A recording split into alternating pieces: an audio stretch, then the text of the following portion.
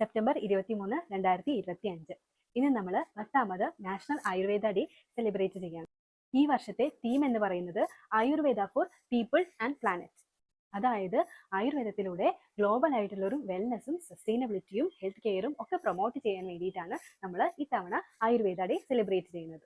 ഇന്ന് ഞാനിവിടെ പറയാൻ പോകുന്നത് ആയുർവേദത്തിനെ കുറിച്ച് എല്ലാവരും ചോദിക്കുന്ന ഒരു കാര്യമാണ്. ആയുർവേദ മരുന്ന് കഴിക്കുമ്പോൾ പഥ്യം നോക്കണ്ടേ, നോൺ വെജ് ഒന്നും കഴിക്കാൻ പറ്റില്ലല്ലോ, കുറേ കാര്യങ്ങൾ ഒഴിവാക്കേണ്ടി വരില്ലേ എന്നുള്ളതൊക്കെ. പഥ്യം എന്ന് പറഞ്ഞിട്ടുണ്ടെങ്കിൽ എന്തൊക്കെ ആഹാരങ്ങൾ നമുക്ക് കഴിക്കാം, എന്തൊക്കെ കാര്യങ്ങൾ നമുക്ക് ചെയ്യാം എന്നുള്ളതാണ്. അപഥ്യം എന്ന് പറഞ്ഞാലാണ് എന്തൊക്കെ കാര്യങ്ങൾ നമുക്ക് ചെയ്യാൻ പാടില്ല, എന്തൊക്കെ ആഹാരങ്ങൾ നമ്മൾ കഴിക്കാൻ പാടില്ല എന്നുള്ളത്. അപ്പോൾ ഇവിടെ ആദ്യം നമ്മൾ മനസ്സിലാക്കേണ്ടത്, ഈ പഥ്യം എന്ന് പറയുന്നത് ആയുർവേദത്തിനോ അല്ലെങ്കിൽ കഷായത്തിനോ മരുന്നിനോ ഉള്ളതല്ല. അത് ആ രോഗത്തിന് അല്ലെങ്കിൽ ആ വ്യക്തിക്ക് ഉള്ളതാണ്. ഇപ്പോൾ അതിനൊരു എക്സാമ്പിൾ പറയാം. നല്ല പനിയുള്ള ഒരാളോട് നമ്മൾ ലൈറ്റ് ആയിട്ടുള്ള അല്ലെങ്കിൽ ലഘുവായിട്ടുള്ള ഭക്ഷണങ്ങൾ കഴിക്കാനായിട്ട് പറയാറുണ്ട്. ഒരിക്കലും ഹെവി ആയിട്ടുള്ളത് കഴിക്കരുതെന്ന് പറയാറുണ്ട്. അതുപോലെ തന്നെ തണുത്ത വെള്ളത്തിൽ കുളിക്കരുതെന്നും പറയാറുണ്ട്.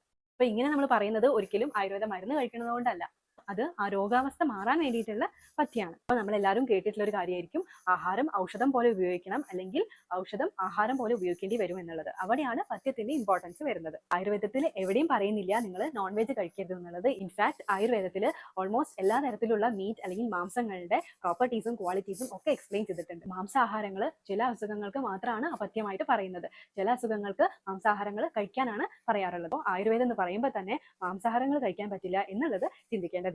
ഈ ആയുർവേദ ഡേയിൽ ഒരു കാര്യം കൂടി പറയാം. ഞങ്ങൾ പഠിക്കുന്നത് ഏകം ശാസ്ത്രം അധീയാനാത് ന വിദ്യാത് ശാസ്ത്രനിശ്ചയം എന്നുള്ളതാണ്. അതായത് ഒറ്റ ശാസ്ത്രം മാത്രം പഠിച്ചതുകൊണ്ട് ഒന്നും പൂർണ്ണമാവില്ല. പൂർണ്ണമാവണമെങ്കിൽ എല്ലാ ശാസ്ത്രങ്ങളുടെയും വേണ്ട കാര്യങ്ങളും കൂടി പഠിക്കണം എന്നുള്ളതാണ്. മറ്റെല്ലാ ശാസ്ത്രങ്ങളുടെയും നന്മ ഉൾക്കൊള്ളാനും കഴിയണം. അങ്ങനെ എഴുതി വെച്ചിട്ടുള്ള ആചാര്യന്മാരുള്ള ഒരു ഓപ്പൺ മൈൻഡഡ് ആയിട്ടുള്ള ഒരു ശാസ്ത്രമാണ് ആയുർവേദം എന്ന് പറയുന്നത്. അതുകൊണ്ട് തന്നെ ആയുർവേദം പഠിക്കാനും അതിൽ സ്പെഷ്യലൈസ് ചെയ്യാനും ഇപ്പോൾ മറ്റുള്ളവർക്ക് അത് പറഞ്ഞു കൊടുക്കാനും സാധിക്കുന്നത്. I feel really blessed for that. So എല്ലാവർക്കും ഡോക്ടർ ട്വിൻസിന്റെ ഹാപ്പി ആയുർവേദ ഡേ.